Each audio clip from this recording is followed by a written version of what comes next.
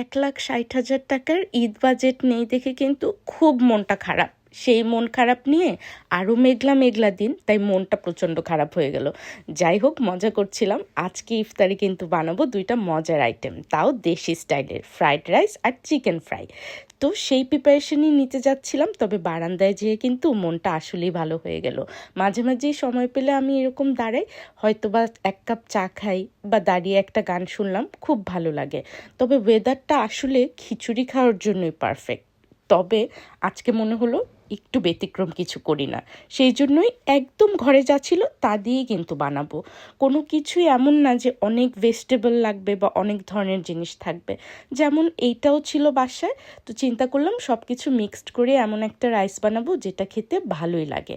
তো chicken, prawn আর গাজর ছিল, এই তো এগুলো দিয়ে। তবে রাইসটা হতে হবে একটু ঝাল ঝাল, কারণ আমার মিস্টার কিন্তু ঝাল ছাড়া খায় না। তো এই কারণে কতগুলো যে কাঁচামরিচ দিয়েছিলাম মনে নেই, তবে ভালোই হয়েছিল। ও আর সাথে তো ফ্রাইড রাইসে কি ডিম না হলে চলে, তো ডিমগুলোও দিয়ে দিলাম।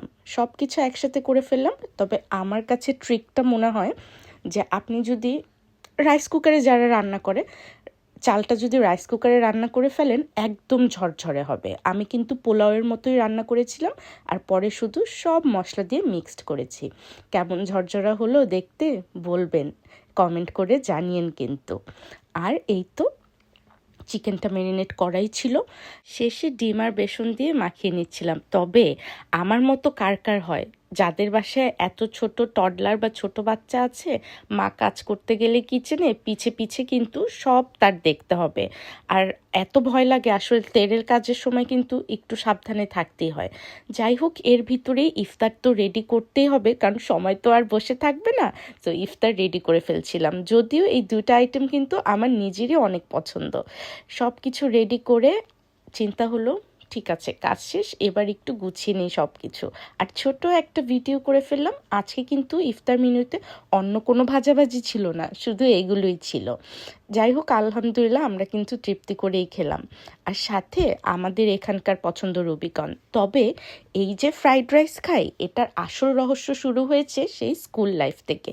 কার কার বুমার্সের ফ্রাইড রাইসের সেট মেনু পছন্দ? আমাদের কিন্তু দারুণ পছন্দ ছিল। যেহেতু সেটা হাতের কাছে নেই, তাই যা আছে তা দিয়েই দুধের স্বাদ ঘোলে মিটাই। বাই দ্য ওয়ে, সন্ধ্যার সময় সবাই যে যে যার নিরে ফিরে যায়, পাখিগুলোকে দেখলেও বোঝা যায় ওরাও কিন্তু ওদের নিরে একদম চলে এসেছে। এটা দেখে কিছুটা ভালোও লাগলো।